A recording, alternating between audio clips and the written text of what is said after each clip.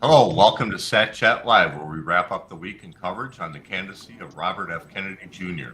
This is a product of daily discussions held in our volunteer Discord server over the week. Mr. Kennedy is running for President of the United States in the 2024 election. He is the son of former U.S. Attorney General Robert F. Kennedy and is the nephew of former President John F. Kennedy. He emphasizes priorities of clean government, civil liberties, peace, and economic revitalization above all. He invokes the theme of unity.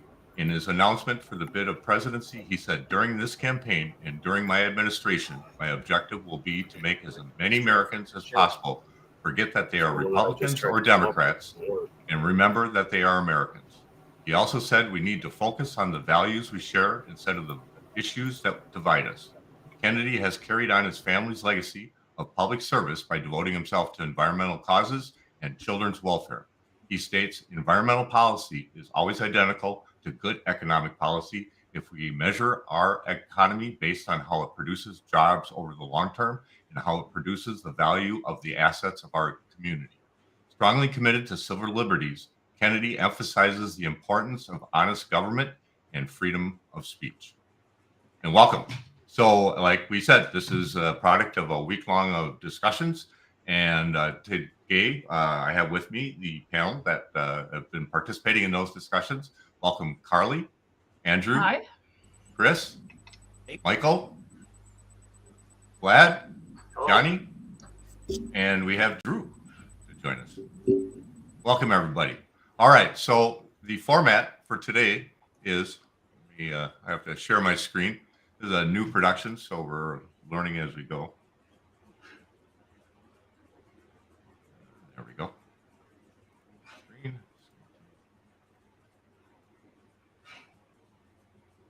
All right. We have that up? No, not saying the screen. Or share. There we go. Let's try that.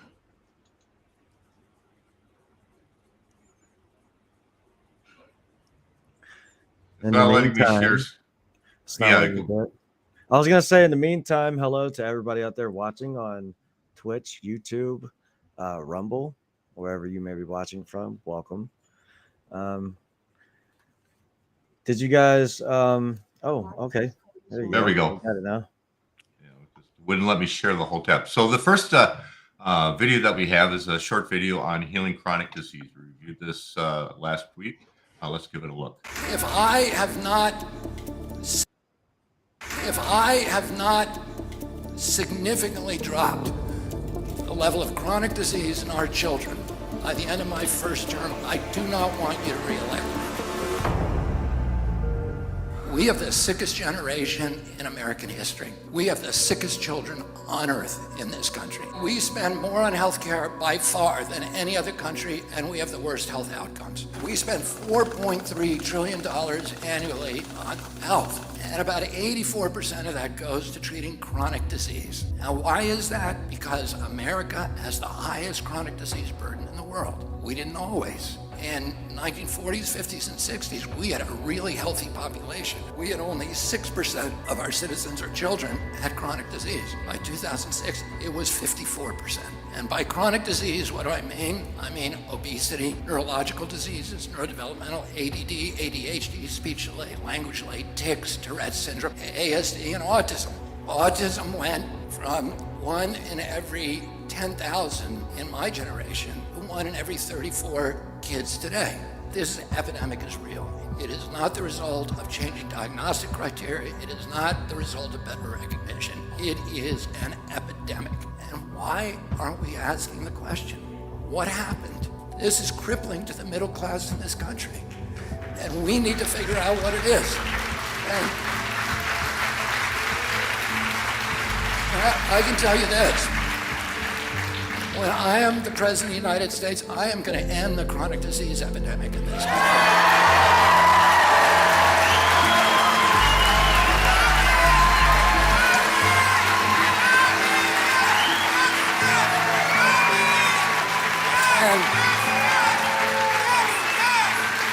And if I have not significantly dropped the level of chronic disease in our children by the end of my first term, I do not want you to reelect me.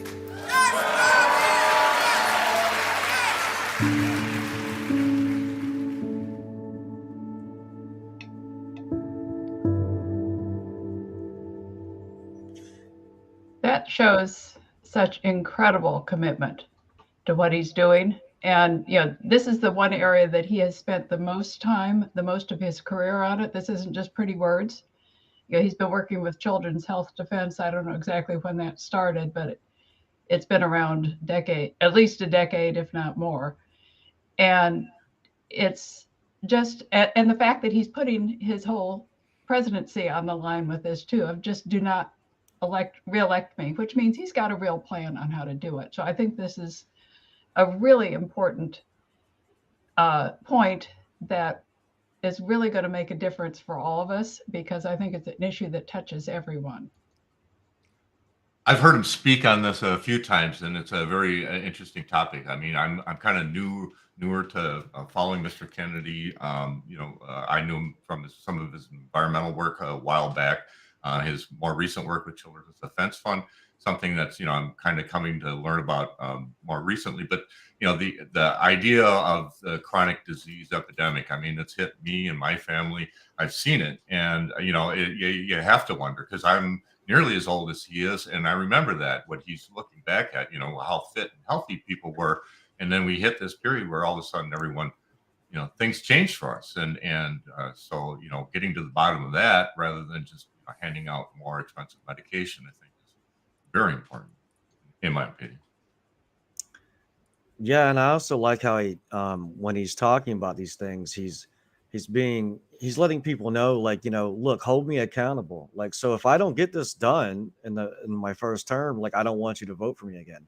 And how many people, I mean, can you name, with one hand, on one hand, how many people can you name running for president that's ever made statements like that?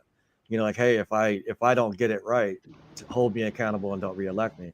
To me, that's a very admirable thing, not only to do, but to say. And I think that really represents his character, and it just shows you what kind of person he is.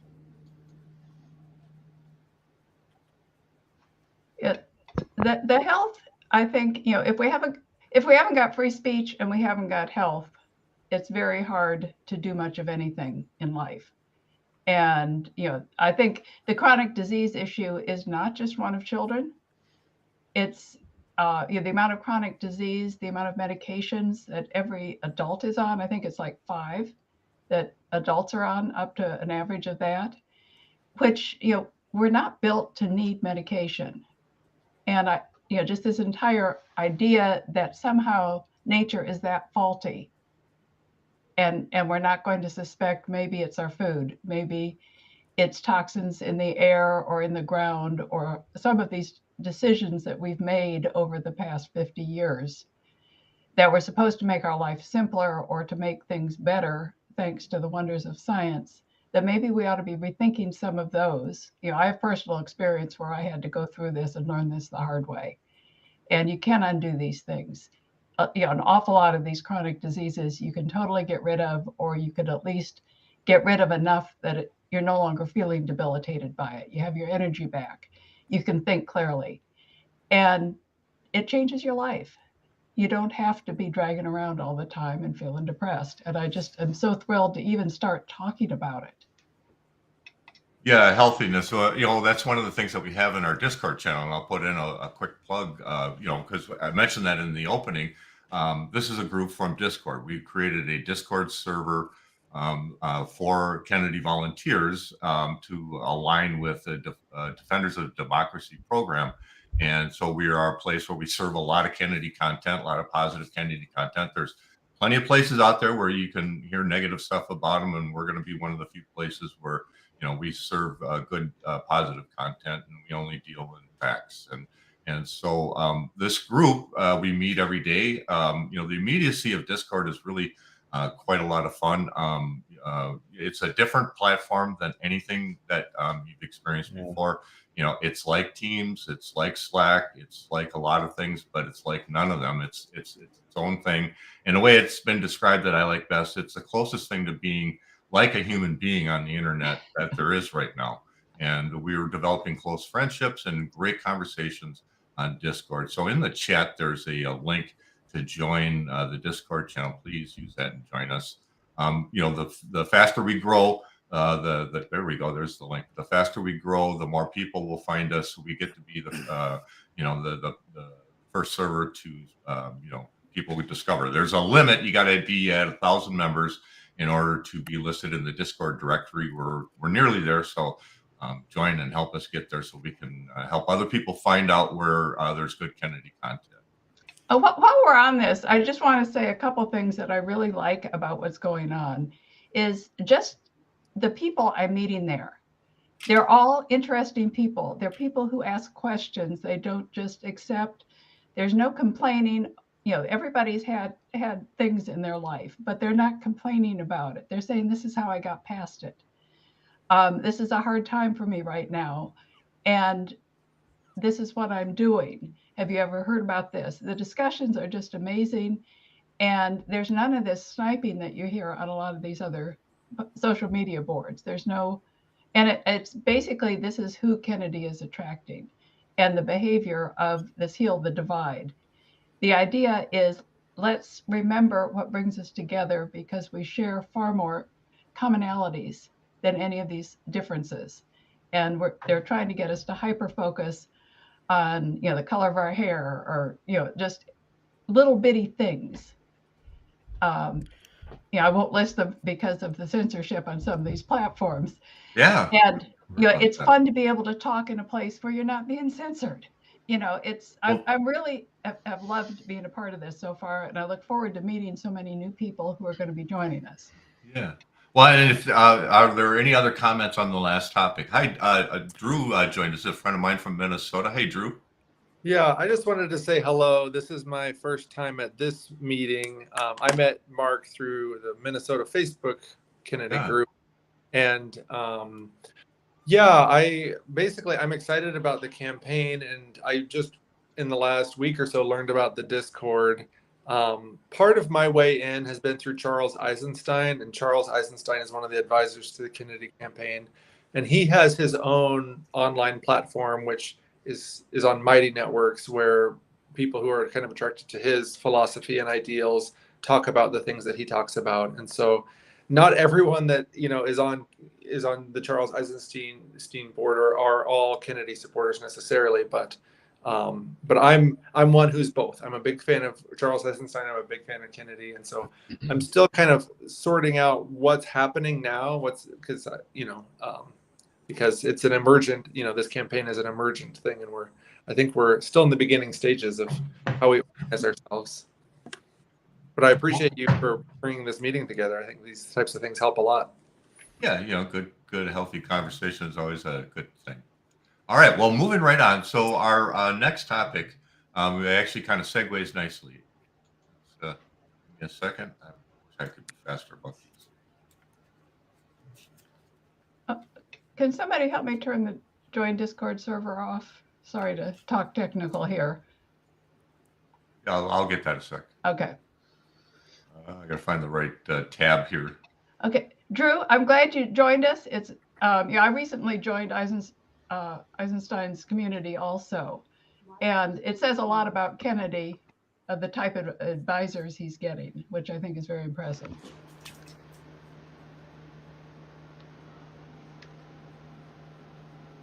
All right, here we go. All right, so next stream we've got up to just about 2 minutes. Let's give it a look. Is fear itself the biggest issue facing America right now? I don't know if it's the biggest issue, but it has become weaponized by elements within the technocracy and in the corporate kleptocracy to engineer compliance of Americans with things that most people would not put up with under normal circumstances. It's like Americans know innately that the government is not supposed to censor us, and yet we put up with it. It's been recognized forever that fear is a governing tool, particularly for totalitarian elements. If you manipulate them with fear, people will choose security over constitutional rights. Franklin Roosevelt said to people the biggest fear is fear itself. If we allow ourselves to be manipulated by fear, we will lose everything that we value. Do you ever get scared that these government agencies, these pharmaceutical companies are going to try to physically harm you or the people that you care about? I don't get scared about it, and I don't worry about it, but I'm aware of that danger. I feel like this is my country, and I have a duty to fight that kind of stuff. There was a generation in this country in 1776 that had put their lives on the line. A lot of them died and put their fortunes on the line and their property and their reputations, their livelihood, in order to give us the constitutional rights that we now take for granted. And in 1 year, we saw so many of those constitutional rights just eviscerated, and we have to be willing to make the same kind of sacrifices they did. There's a lot worse things to me than dying, and one of those is having my kids grow up in America where they do not have the constitutional rights that I grew up with. If you like this video and you want to help me become president of the United States, go to Kennedy24.com and donate now. Yeah, I want to applaud every time I hear that one. I know. And it's I'm big on psychology stuff and what motivates people and the physiology of the mental states we're in. And when you get in a place of fear, you can't see other possibilities. It shuts down. You go into this fight or flight mode that most people are, but also actually how much things you can see, your focus. You get very narrow focus, and it's very hard to get yourself to see there's anything else. And to remember that you can take a step back and there's a bunch more possibilities if you redefine the problem, or any of these shift you back into using your whole brain from a centered place.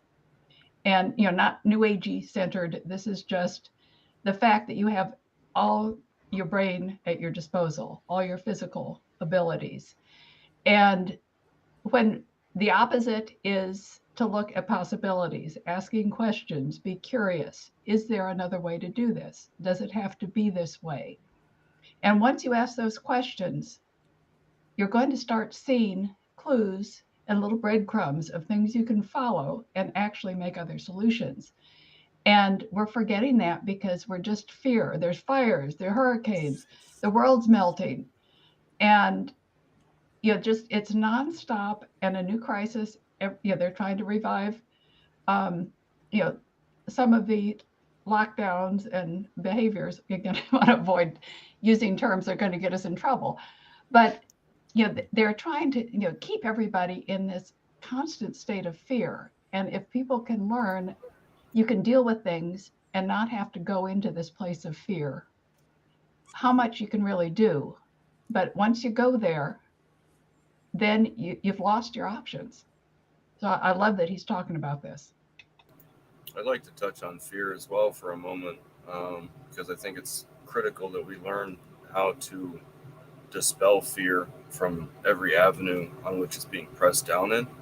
So we do have the psychology game of it, but part of our psychology depends on our brains having been built correctly. And by that, I mean having access to nutrient dense foods. When you live a lifetime without access to adequate nutrition, your brain has to prioritize the structuring of certain functions over others.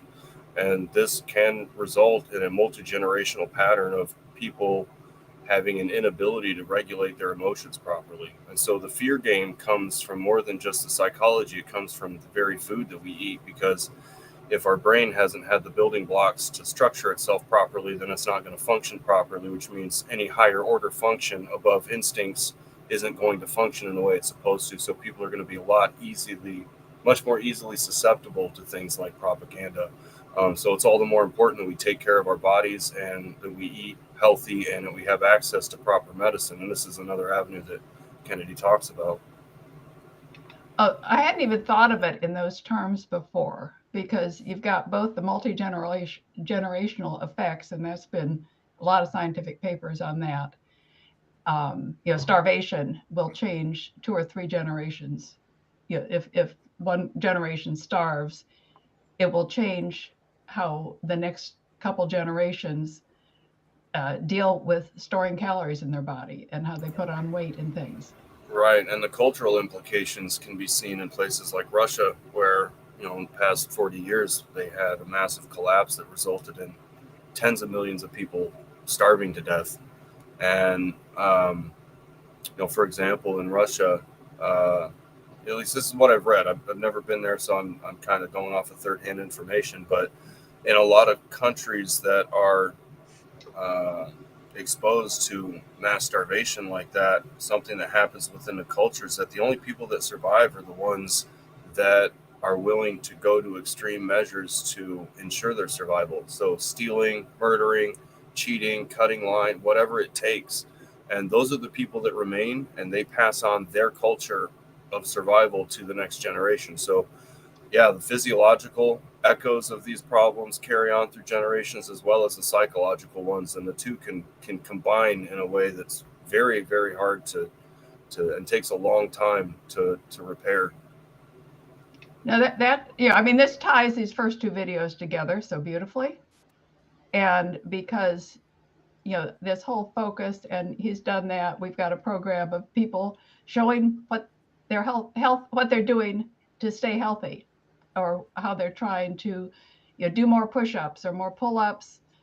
And those of us who aren't quite that sturdy are doing yoga or breathing exercises or meditation. It's like, what can you do to keep your physiology? I mean, we're the whole being. It's not just our heads. It's not just a part of us.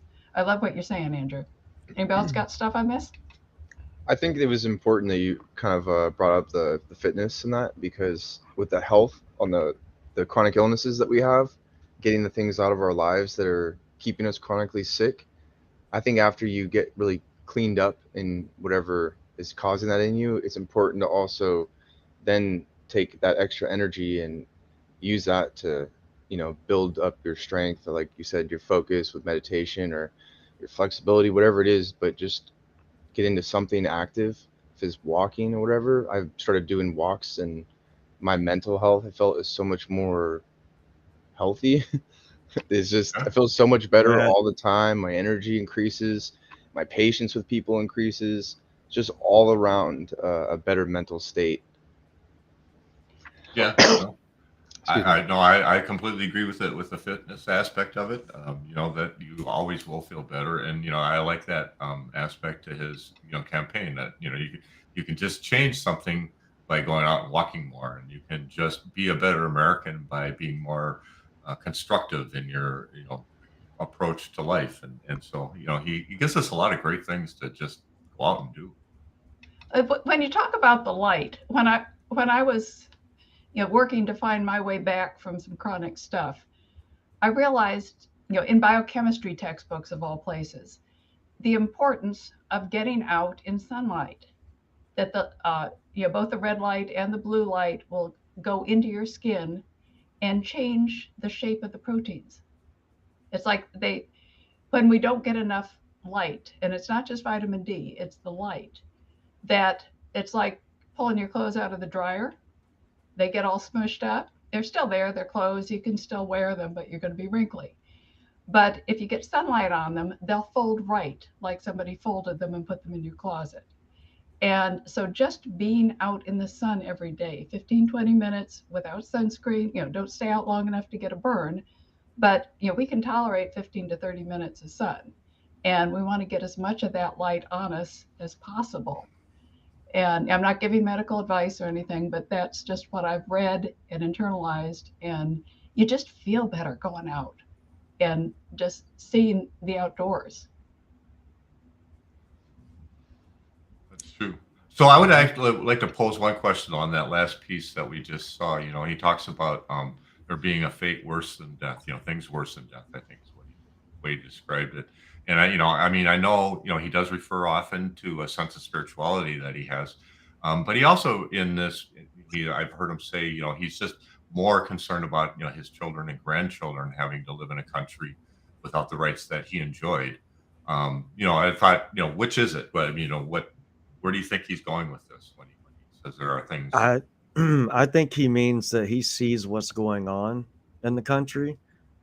He sees at the level at which the corruption is occurring inside of all, like everywhere from the CDC to the FBI to name any three-letter institution. It's been infiltrated by corporations.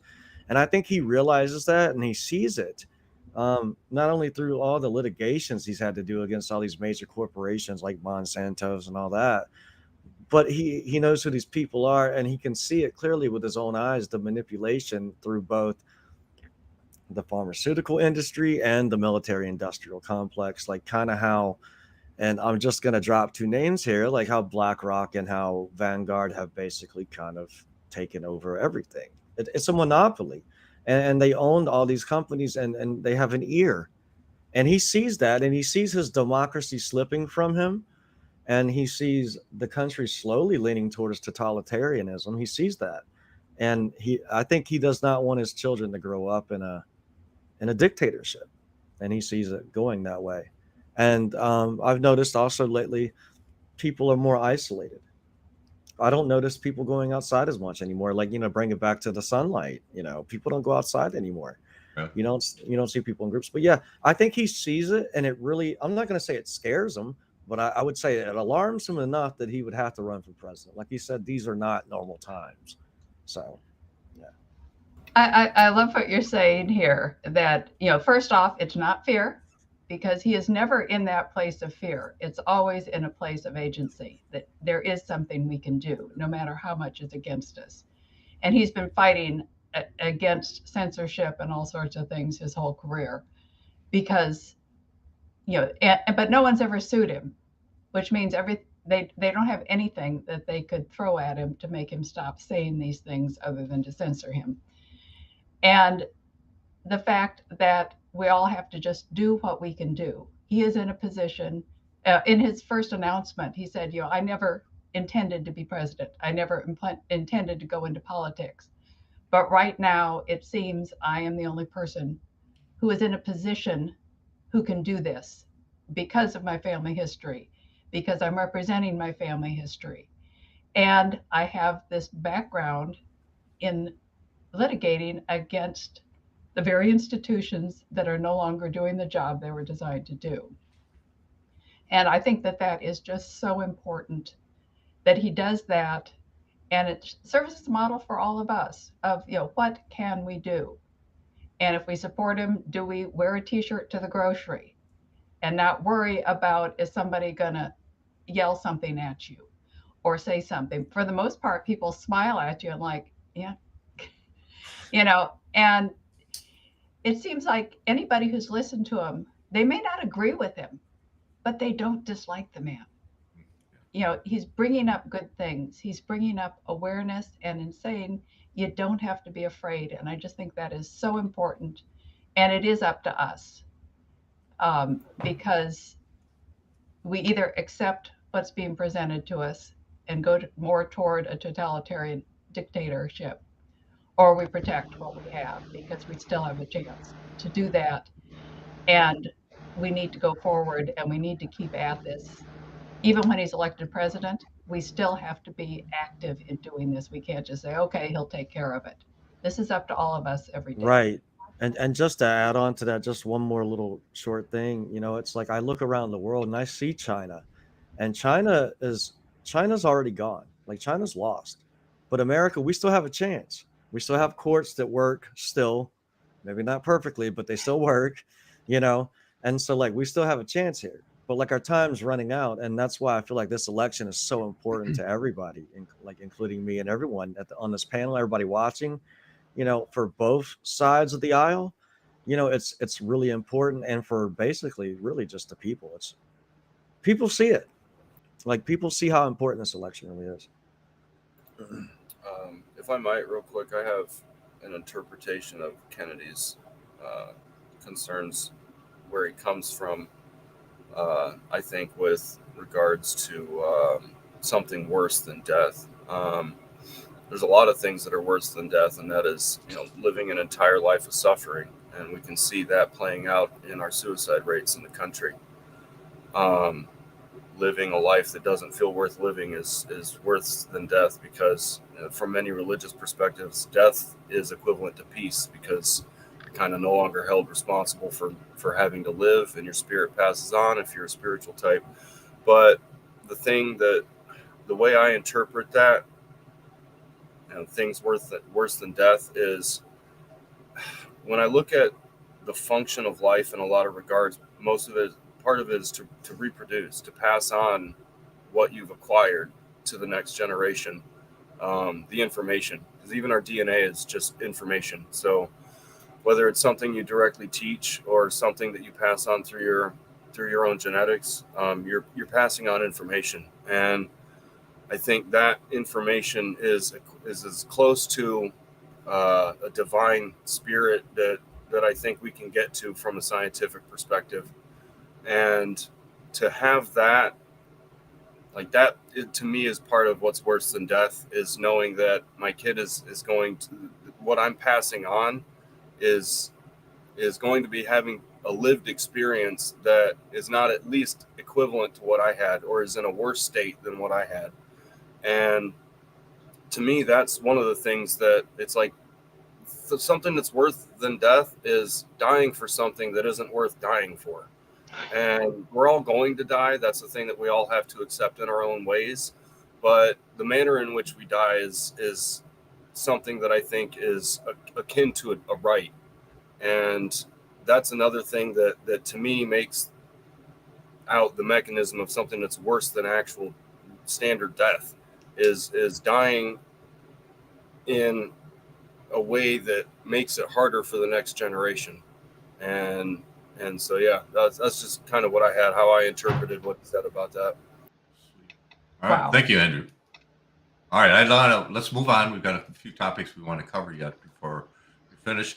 The next item here, I tried to watch the video, the ad. Let's see if this plays.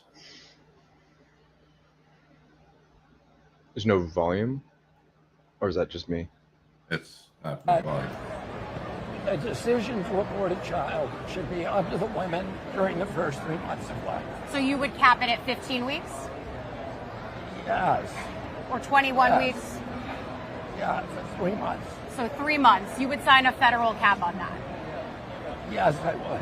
Okay. So not unlimited access to abortion, as many in the Democratic Party. I think the states, once a child is viable outside the womb, I think then the state has an interest in protecting that child. That supersedes, and I think that the state has an interest at every level, but at some point, I'm for medical freedom. I Right. think individuals ought to be able to make their own choices. Which is why I'm surprised to hear you say you'd cap it. Well, because, I think at some point you say, the state, I would personally not. I think the states have a right to protect a child once the child becomes viable. That right increases.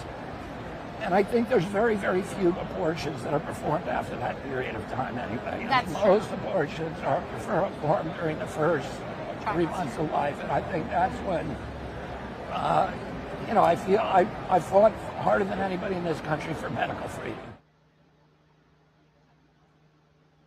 All right, so that was part of a larger interview done by that reporter from NBC. She actually asked a lot of tough questions. Some people thought that maybe she was trying to shoot a lot of gotcha questions, but Mr. Kennedy answered them all pretty well, or I thought really well. This particular part here was one that caused a little bit of controversy. There was some discussion about it afterwards. I mean, you can kind of see where he kind of said both things in there, where he said that he would cap, and then he said that he would not personally cap, and so that he was kind of referring to states' rights, that type of thing. And so we had this conversation in our group, and it went pretty well. And so even though it's abortion and a difficult topic, especially we are so male-centric in this panel tonight, although we did have a few more females in our previous discussion. So Carly, I know you will be the first to let us know. Can I? Go ahead, Tony. Yeah, open up. I was just going to say, I wanted to make a statement. So obviously we understand how people sometimes come across things on Twitter or other places that aren't true, and they think it's real news. And I just want to say there's a lot of stuff going around, like on Facebook particularly, of people saying that he had said that he was for, full term abortions. And I'm like, that's not what he said at all. I had to go around and correct basically and tell all these people and show them that video, by the way. I'm like, he set the cap at 3 months is what he did. And, but still the blatant, I'm so surprised at how brainwashed people are, because, they have to know in their heart of hearts that the source they're reading is not true. It's not validated. There's no way to validate the source. It's completely incorrect. I'm showing you a video to prove it's incorrect, and they're still not clicking. And I don't know. It was just crazy to me. And then, you're confronting the psychological mechanism of trust that's being instilled from these people into these mainstream agencies. That, I mean, the narrative game is really strong, but ultimately it comes down to trust and authority.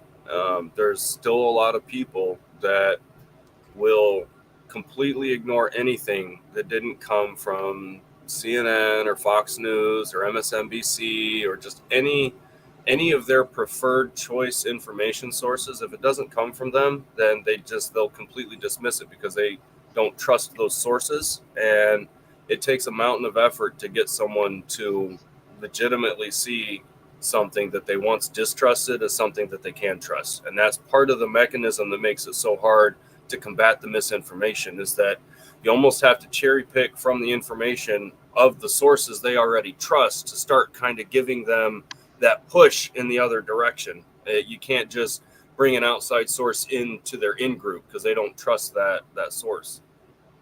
That's a good way to do it. Start with sources they trust.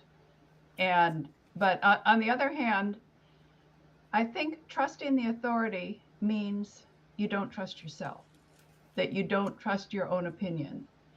And when there's something say you're good with tools and stuff. So if somebody comes up and says, "Oh no, you want to put your thumb on top of the nail before you hammer," you're going to go, "No, I don't think so." And if you really believe that, go ahead and try it. But nothing they're going to say is going to sway you, because because you've experienced it, or you've learned it in a way that you have experience with it. But if you just read about it, I remember having an argument with somebody. I was saying, remember those 17-year cicadas? They were that big, and they landed on me. And my son would, "I'll save you, Mom," and was taking them off. And and he said, "Oh no, I've seen a documentary. They're only that big." And I said, "No, they were on me. I saw them." And people are not exposing themselves in a way that they feel that they have any authority or any knowledge about any of these issues. Something like abortion. Half the people in the world can get pregnant. And therefore, nearly, everybody has some experience of being a part of a pregnancy, growing there, siblings, brothers and sisters, people. And therefore, there's an idea of there's a huge number of things. Are people thoughtful about it? And so, I think you just need to be grounded in, if you can get a little bit of trust, but you have to be able to do the work to get enough information that you at least know what questions to ask. Nobody knows everything, and to recognize even the experts are wrong an awful lot of the time. They're just saying it with a lot of authority because I know. And if you can say that well, that people believe you. The less people go outside and do things for themselves and see the world for themselves, going on to the whole people staying inside too much now, the easier it's going to be to fill that void of information with bullshit. It's going to be so easy to convince someone of a there truth. goes our ratings. Oh, sorry. My bad. It's just you're going to fill them with information that doesn't reflect the reality of their circumstances. And again, that's where we start to see a level of incompetence reflecting in our economy, where even college graduates can't hold down jobs because they lack such a basic level of life skills to usher in any kind of stability. So it's part and parcel with controlling the population and keeping them confined both physically as well as within their own information bubbles. Okay, this is taking me back to one of our other discussions that we'd had about the importance of, the kids are growing up in fear now. You can't go outside. We were all, go outside at 8, we'll see you for lunch. And your parents sort of knew where we were. And we learned to deal with boundaries. We learned sometimes if we didn't follow our parents' advice, we'd get cut or be bleeding because we did something stupid, but we survived it. We learned about boundaries. We learned that we can experience pain. Sometimes it's worth it to do something a little bit crazy because it just was fun. You learn to set your own boundaries. And when the kids are always, or their parents feel that to be a good parent, and this world is set up in a way that your kid could be snatched and trafficked, all these things are going on, that the kids are not getting any experience in testing their own boundaries. And therefore, it's so much easier to make them afraid of things because they don't know their own strength. Or because basically you never know how you're going to save yourself in any given situation. But it's how resourceful are you? How resilient are you? And those are the things that really get us. And, go ahead. I was going to say, so one of the pieces about this story that kind of interested me most, and one of the things that we kind of dove into on the conversation was, the idea of 3 months, right? So, kind of provide a little history for abortion. Just, there was a time when, it was not legal in this country. I remember that. I was a young boy going to church, Catholic church every Sunday. And I remember the discussions that were taking place across the country back then, that it was fair to provide this service. And so, that they were talking about things, in case of incest or mother's health, things like that. And people were like, well, that's reasonable, we're not ogres, and let's start talking about that. And then it was legalized, and as a result of Roe v. Wade. And the next year, 1.5 million children were aborted. And so then the community, the pro-life community, was understandably upset about this. And so things kind of tailed off over the next decades. That number was cut in half, and now that number has actually since climbed back up. And I was looking this up. There are, surgical, because there's a lot of abortions that are performed morning after pills, things like that. Surgical abortions that are performed. There are close to 1 million now a year in this country.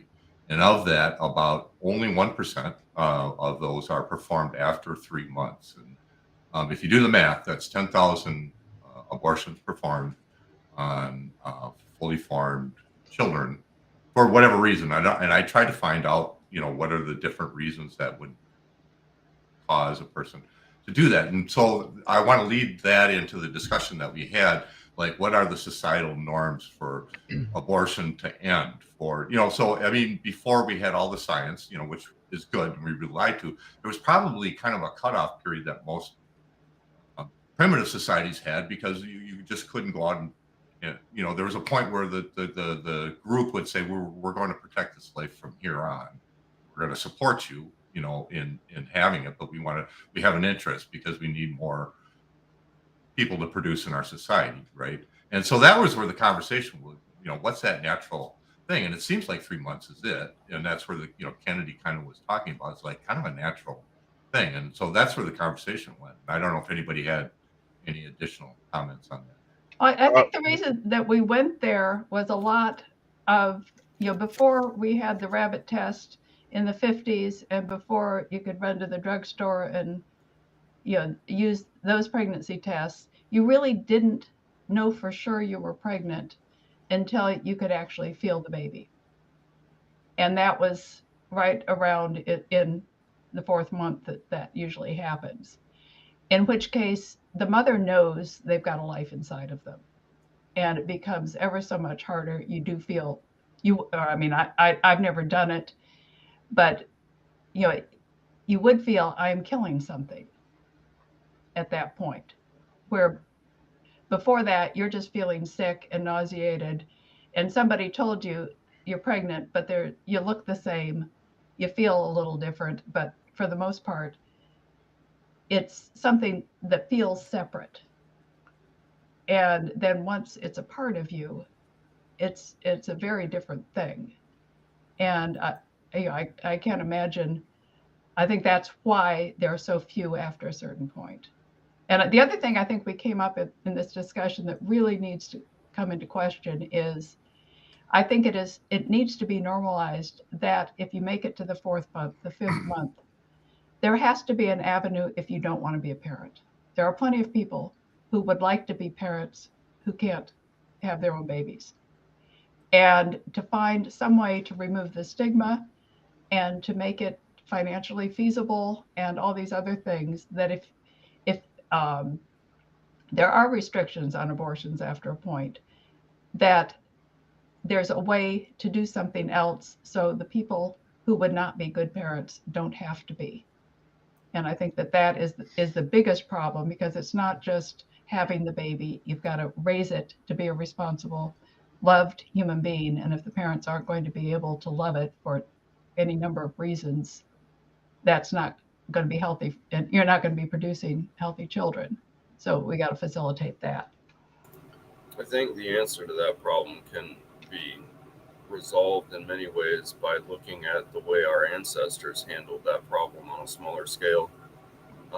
When you look at tribal settings, orphans were taken on by the entirety of the tribe, and in our case that's scaled up to society. Society is just a very, very large tribe, and in a lot of cases what's happening is just improper management and improper execution and a lack of allocated resources to solve the problem. Whereas on a smaller scale, it's a lot easier because you have 1 or 2 children that maybe get orphaned for whatever reason. Their parents, left the tribe, or their parents just are not that good and they weren't raising the kids right, and they need someone else to do it for the sake of the kids.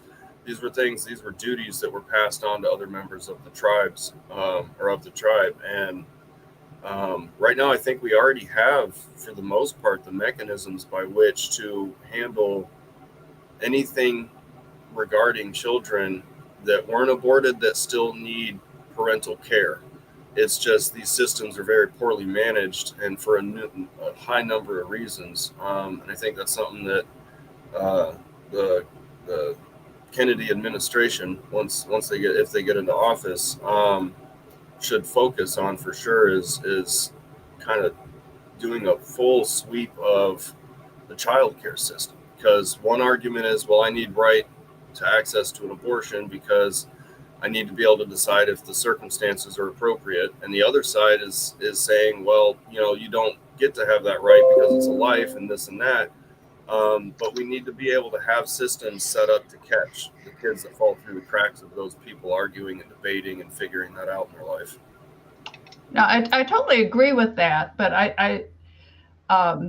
before I lose the train of thought here, you brought up one thing that I'm hearing, particularly like in Canada, and I've heard it said in the current government, of do the children, are they a part of the parents and the family unit?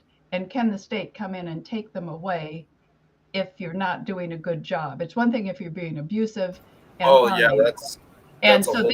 and so I wanted to frame, I know that's not how you believe, but I don't want anybody to misunderstand you, in that it is to support and provide alternatives for parents who are struggling. It is not to remove children or say, I think that you're not raising your children properly, and therefore I will take them because I know better than you, which I think that goes, there are so many ways that can go wrong. And it's how do you give assistance if you see that you can help the parents do a better job if they want to, or give them the ability to transfer the responsibility elsewhere and still be active in the kid's life, because that can be important too, and let somebody else do the nuts and bolts of raising them.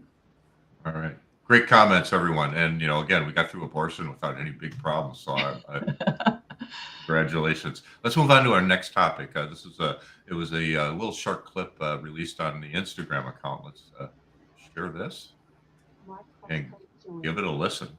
Personal belief that the climate crisis is real. I do not insist that anybody else share my belief. The carbon orthodoxy, the people who ascribe to that get it wrong. There are actually a lot more important things than carbon and carbon sequestration. There's habitat preservation, the most important thing we can do. We've forgotten completely about that because of the obsession with reducing carbon. But the thing is that both Republicans and Democrats, I found in 40 years, love the environment. They want to keep sacred places. They want to have healthy food. They don't want toxics for their children. We have poisoned every freshwater fish in North America from discharges of mercury from coal-burning power plants. Nobody wants that. The high peaks of the Appalachians, the forest cover is gone from Georgia to northern Quebec because of acid rain. All of those high-altitude lakes are now sterile.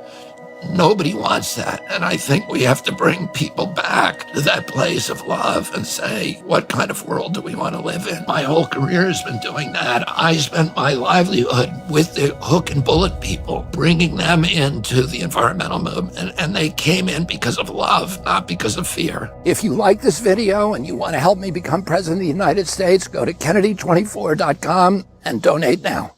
I have a personal... There you go. Another play on the love and fear thing. You just said it right there. It's not over fear. It's a love thing. So that's why it works. Yeah. It's at the basis of all of his messages. This love concept is kind of new, isn't it? Yeah, there's a consistency to everything he says like that. It's not, I've got a policy for this, I've got a policy for that. Even back to the abortion, it was not, I can't wait to get in there and pass this legislation. It's more, I think it needs to go as far down the food chain as possible for the decision. But if it comes to my desk, this is what I will deal with. And to really focus on the big problems of the institutional corruption and getting away from this mindset of fear and getting some power back in the hands of the people and this sense of agency. And Mark, I'd like you to tell what you had told us about the lakes in Minnesota, your land of lakes there. Oh, sure. Yeah. So I'll relate a little story. I mean, the story's a little bit longer. I was involved in environmental protection work a while back because I grew up in Minnesota in the Twin Cities, which if you live in the Twin Cities, you live in the north. People here in the Twin Cities actually have a cabin and they go further north. I don't understand completely. I can go out my door and have all sorts of wildlife encounters right here in the Twin Cities. But I grew up here. I was in Boy Scouts. I spent my youth hunting, camping, fishing across the great state of Minnesota, our 10,000 plus lakes. Beautiful. I mean, I've eaten fresh walleye right out of, lakes you can see the bottom 30, 40 feet down. It was a wonderful way to grow up. Our boundary waters are like nowhere else on the earth. Now you can't eat fish anywhere in this state. There is an advisory I mean, you can go to the most remote parts of the state, and there's an advisory on what you're allowed to eat there. So there has been a change. What's the problem? Acid rain, mercury in the fish. It's been the acidification and the burning of coal that's caused this issue across the entire state. Yeah, this idea that burning coal makes the mercury was new to me. Well, the mercury is contained within the coal ore that gets burned, and the coal is one thread on a very large tapestry of what's causing issues with our air quality.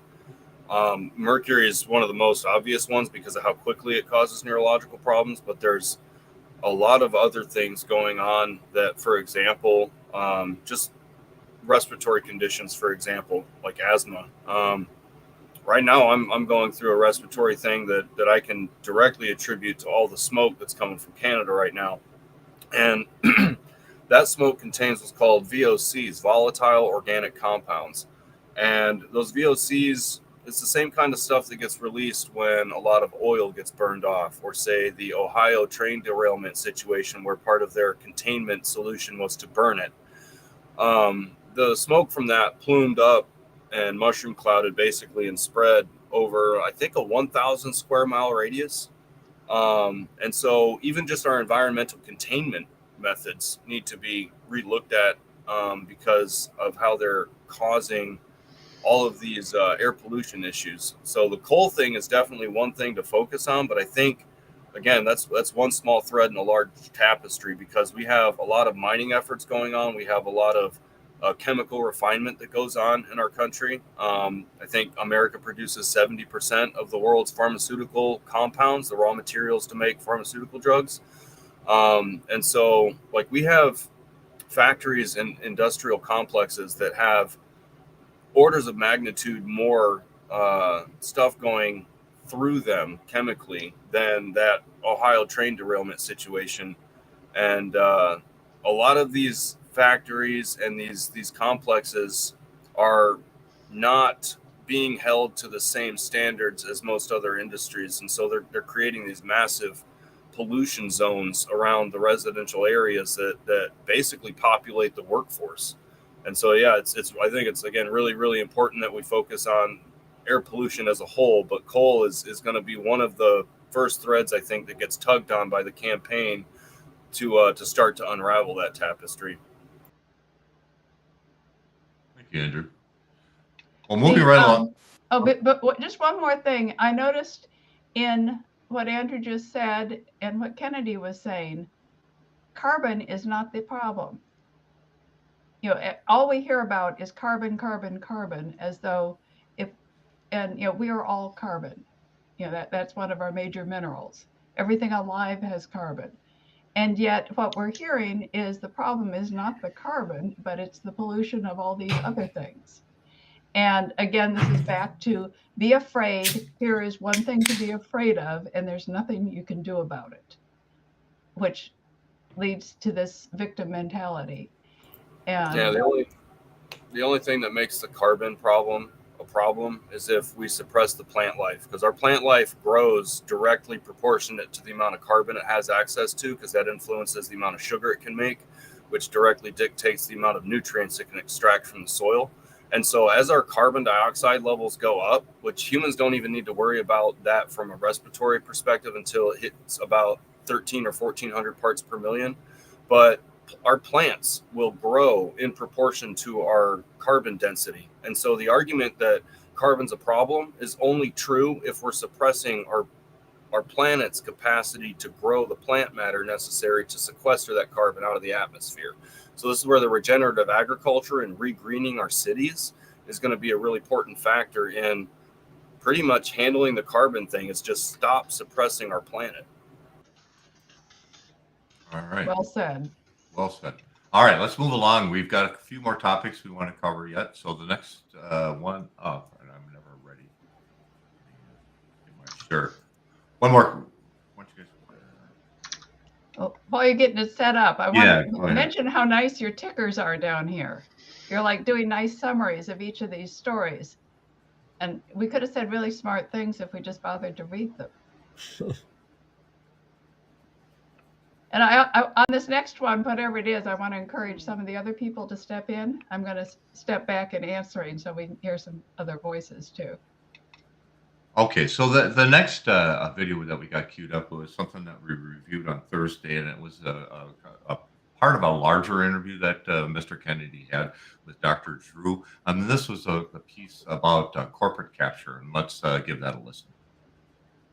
Somebody asked you what you would do to unite the country, but you said, what would I do?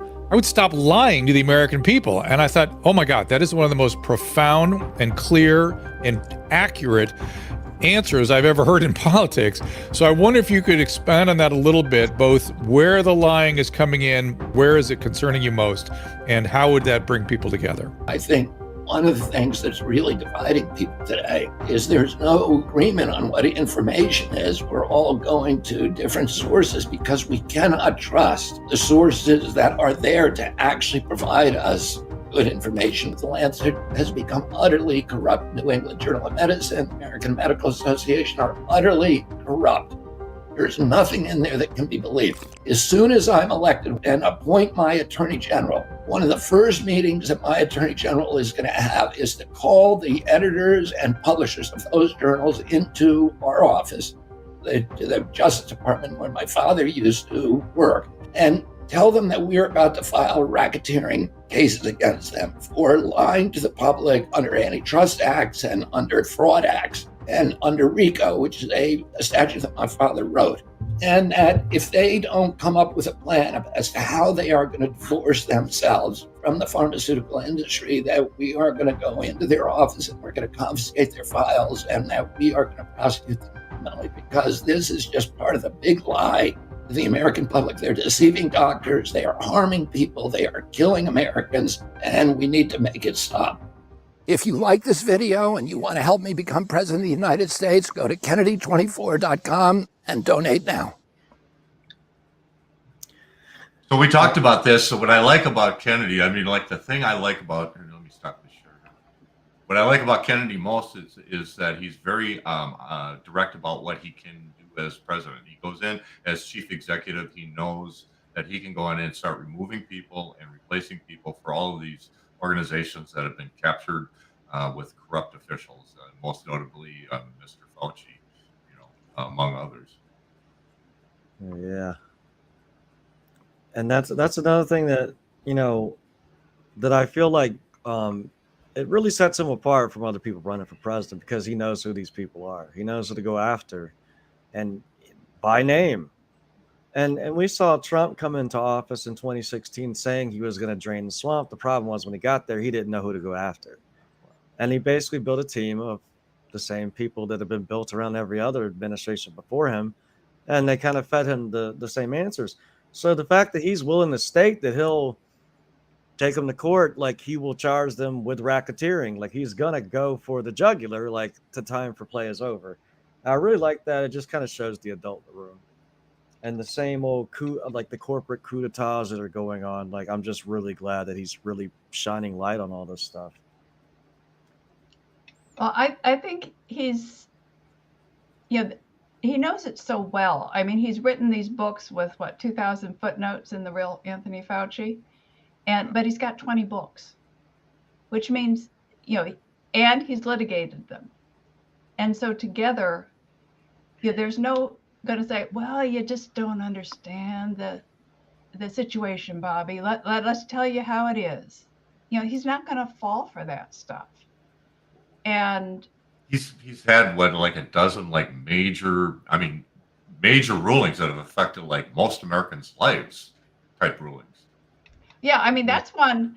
I was talking to someone about the idea of, there's a difference between being anti-vax and wanting safe medications. They're not the same thing. And the answer was, they're not putting the mercury and thimerosal in these things anymore. My answer was, who do you think had that lawsuit and made that happen? It would still be there without Bobby Kennedy. Right. I think just a comment on what you were saying about how effective we all believe Kennedy's going to be once he gets in office at just precision targeting these agencies and these corporations and just being very effective at implementing the change that he's talking about. Is that for as much as we recognize that as a ray of hope, to the people that are reliant on this system to operate the way that it does, this is kind of like the spear of destiny to them. And so I feel like they feel that the threat is real, just like we feel that the hope is real. And so in the regards that we're about to rally in a way that this country's probably never seen before, I feel like the efforts of the establishment that we've saw deployed over the past few years are going to be a cakewalk compared to what we're going to be confronted with Kennedy. And I think that's going to be important that everybody steel their minds to that reality, because the last thing we want is people in our groups to get discouraged by the resistance that we're going to be confronted with. And so, Kennedy is, I feel like, again, like almost like that spear of destiny when it comes to heading off these agencies.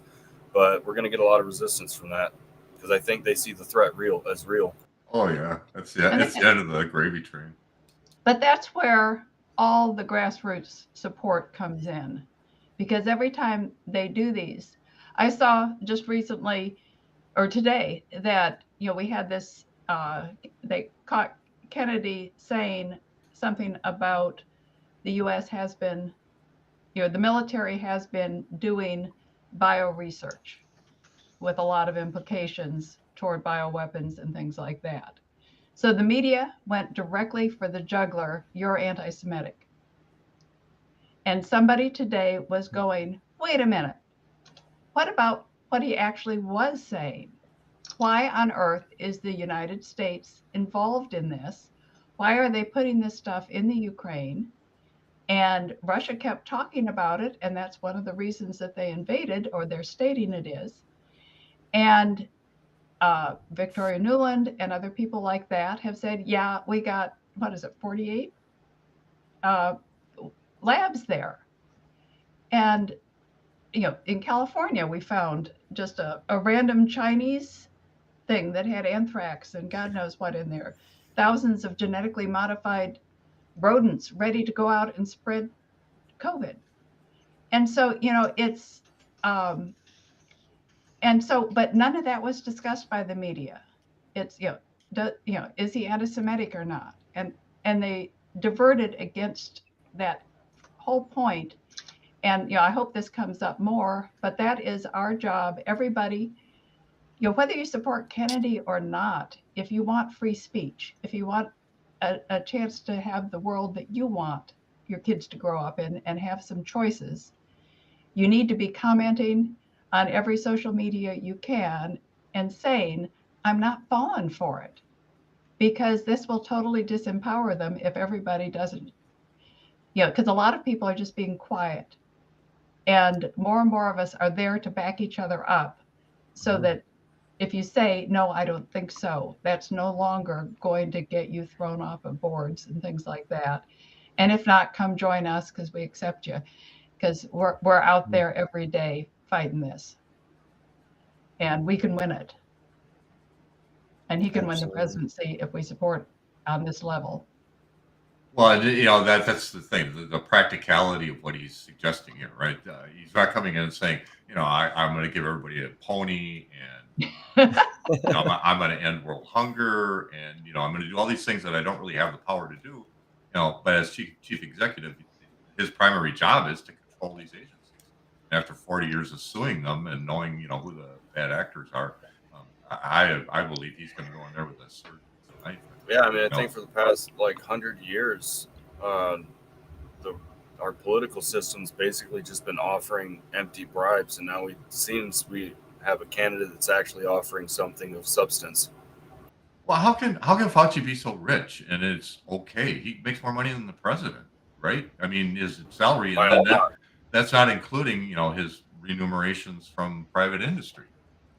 We really need to get him a tank that he can campaign from inside, just to really keep him safe, dude. Because I'm so worried about this guy. Yeah, I There's don't not think that we're. body armor you can wear. You need to like a tank. Get him in there, dude. This next item queued up. You guys keep going a little bit here. Well, I think if anything happened to him, it would no longer be considered a conspiracy theory. You know, it would come across as so incredibly wrong that would start a revolt on itself. And I think they're aware of that. You know, that was one of the things early on that people were doing of I've got information and I don't want to be suicided. So I'm going to say it as quickly as I can on as many social media platforms as possible so it's not a secret anymore. And then they won't come after me. And so I think, you know, we're getting to this point of, you know, it's no longer believable that all these things are just coincidences. And, you know, Right. back to The Princess Bride, you know, I don't think that word means what you think it does. You know, it's just, you know, we just are not falling for that. And we can't keep doing it. All right, took me a couple of tries to get this one up. I'll get better at this, I promise. What we've got here is a story.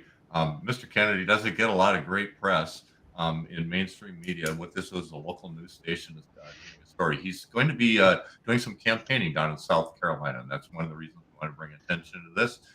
He's got a few campaign stops coming up. We'll be streaming live events from those campaign stops inside our Discord server. Another plug, come join us.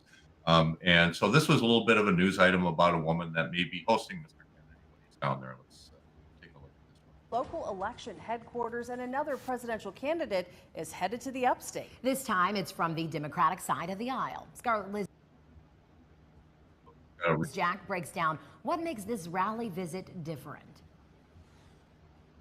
Upstate South Carolina is known for being predominantly Republican, but one Spartanburg woman is hoping that a Democratic presidential candidate's visit to her house will change that. I'm having Robert Kennedy Jr. Speak here. Here, as in the home of Spartanburg resident Dr. Kate Kevville. So this is what we're looking at here. Mr. Kennedy will probably be speaking, I'm assuming, on the paver deck there. And there'll be people here. And then all the way, and then to the back. Kevville is opening her home to 300 to 400 people, as well as a member of one of America's most famous families. Totally just surprised me too. I actually just asked if he would come, and his campaign manager agreed, and so here we go.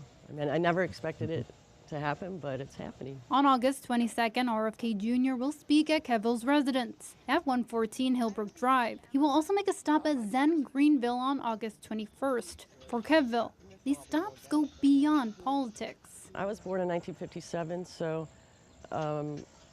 I remember the day John F. Kennedy was killed.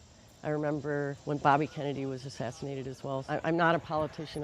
I've never really been into politics. So it's just more of spreading the news about Robert Kennedy Jr. Do you think he has a chance here in South Carolina?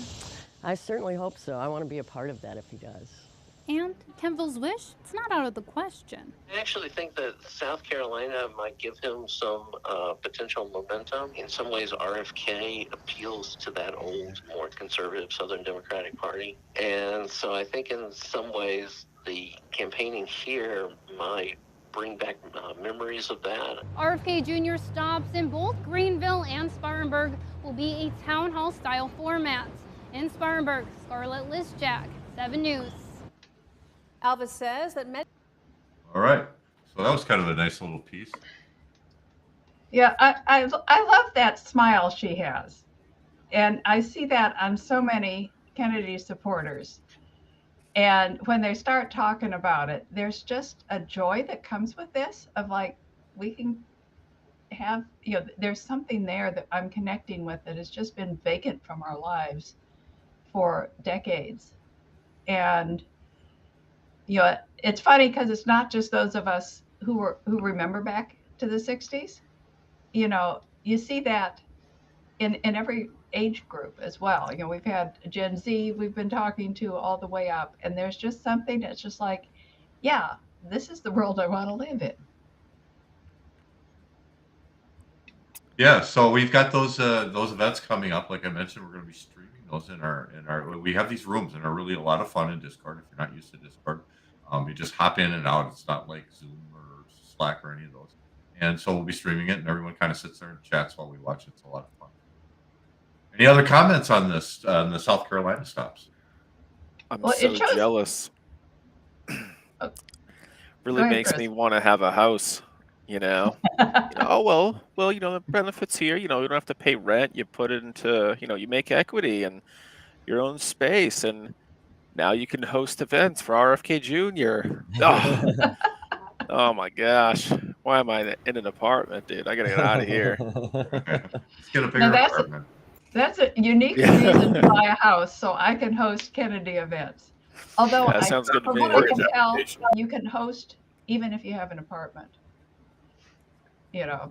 It just doesn't have enough room to get them in, or enough of a space outdoors. I love that. All right, so the next item we have up, and it was just kind of our bonus item for today. I always toss something at the very end that we hadn't talked about in advance. This was we actually streamed this live in our group this week, but it was the censorship roundtable that Mr. Kennedy had this week. I thought it was a great event. We sat and streamed it live and talked about it. I thought maybe we'd throw it out and see if anyone had any additional comments on it. I don't have a video.